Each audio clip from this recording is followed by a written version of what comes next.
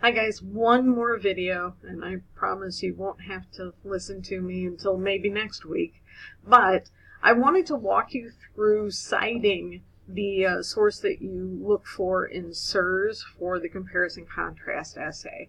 And one thing I will mention is that under the course resources module, you'll find information about OWL at Purdue with that MLA page, and then also a walkthrough of the sample essay that is on their website. It will show you how things need to look as far as putting sources in your essay.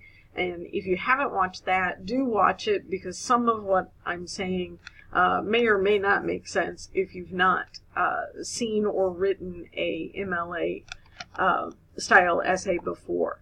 So what I am going to obviously ask you to do is to cite the two sources that you choose from the SIRS school shooting section. And when you have made your choice, I recommend reading through all 6 of them. They're all pretty short, but you might find which ones you think are the most persuasive.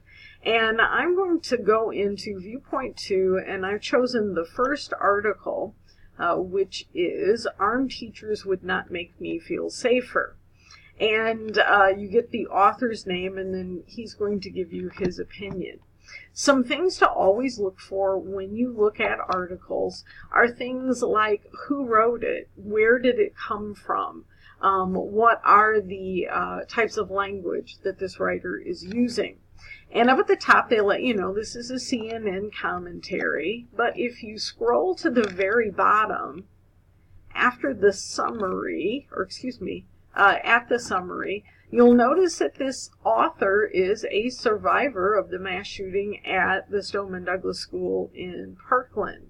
So when you are dealing with articles, you always want to look at who is the person speaking, because if someone was giving me their opinion on whether or not teachers should be armed in a school situation, I really would sit up and listen to someone who has actually been through that themselves. And this, of course, is a student, as you can tell by the title, someone who doesn't feel like he would feel more safe if his teachers were also armed. So if I want to use part of the essay, and I'm going to go back up here, because in a line that he uses, he says, that's right. Those commissioners believe that putting guns in the hands of Florida's underpaid guardians of education is the right way to handle these terrifying situations. And as I talked about in the other videos, one thing you want to look for is the type of language the author is using.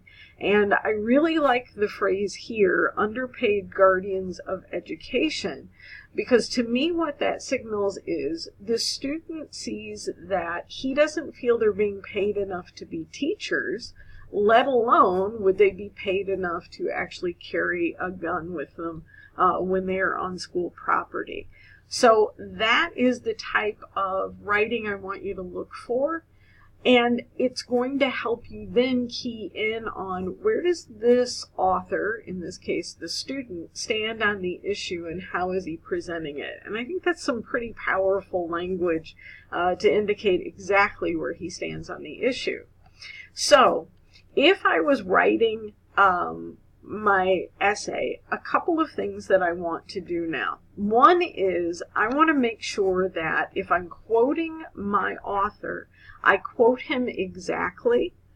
And if I do that, I need to put his words in direct quotations. So, I'll give you an example here. I just wrote a short little sample essay where I did a quick introduction to here's the information that I'm looking at in the different types of articles.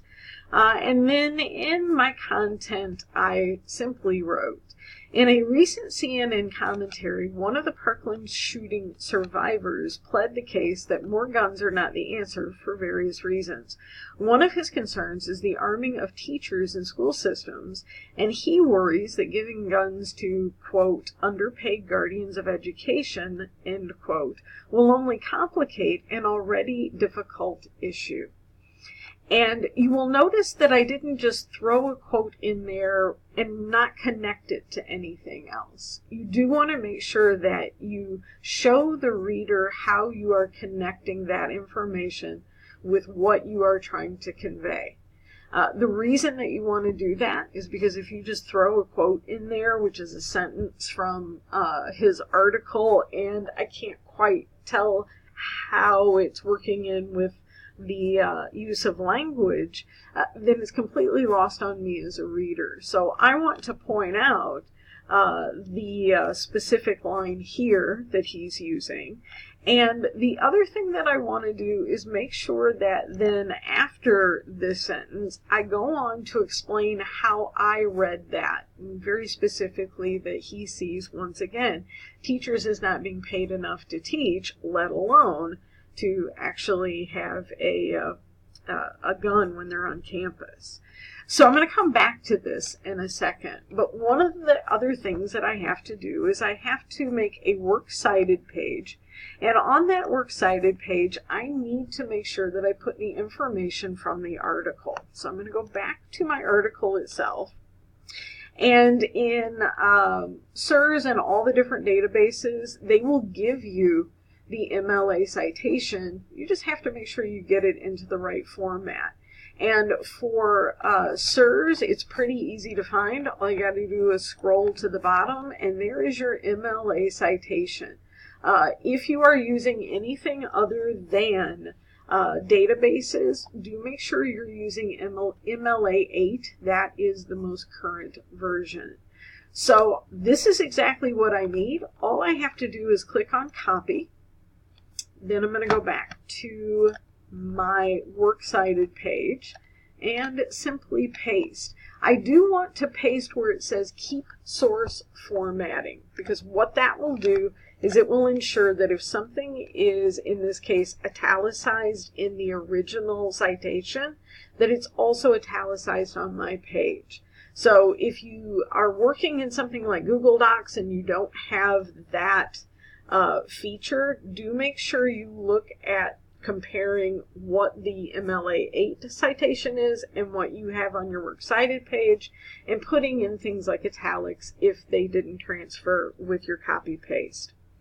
So this is then my citation for the article. I'm going to do this for 2 of them. If you look back at that walkthrough of the sample paper, I'll show you how to make sure you get things in the correct format on your Works Cited page.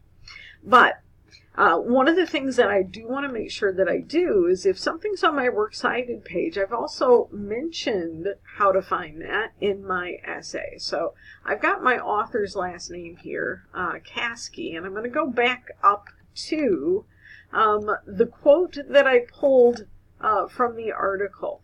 And because I pulled something out, in this case word for word from the student, at the end of my sentence, in parentheses, I just want to put his last name. This came off of a television transcript, so there's no page number. So I simply, in parentheses, put his last name, oops, and then put a period at the end of that sentence. That lets me know that if I want to know where that quote came from, I need to go find Caskey on the Works Cited page, and then of course my entire Works Cited would be listed, where hopefully my reader can go look up that information and read that article himself if he wants to. This does have a hyperlink. It really doesn't matter to me if it is blue and hyperlinked or not. If you want to get really picky about it, it shouldn't be. So you can always right-click it and then remove hyperlink so that you don't see that in there. And when you are looking through things, one thing I'll talk about, and this is why I chose this particular article, you'll notice here that the title is not necessarily capitalized in the way it should be. So ARM teachers would not make me feel safer. Really, the would and make both need to be capitalized. However, this is the way that SIRS has told me to cite it, so I'm going to leave it like that. Now, you don't want the mistake to be yours, but if the mistake is theirs, then you take it as they've written it. Because I know for an instructor, if I thought, oh, you didn't do that correctly, I'll usually go look at your source, and if I see that your source is the one that didn't do it correctly, then it's not your fault. So, in using the articles, kind of reference back to that MLA sample essay that's in OWL, but very simply figure out how you are going to use your sources. If you pull things out of it with quotes, make sure that you've given me the indication in the text where I can go find the info on the Works Cited page. Usually, that's going to be whatever comes first in your citation. In this case, the author's last name.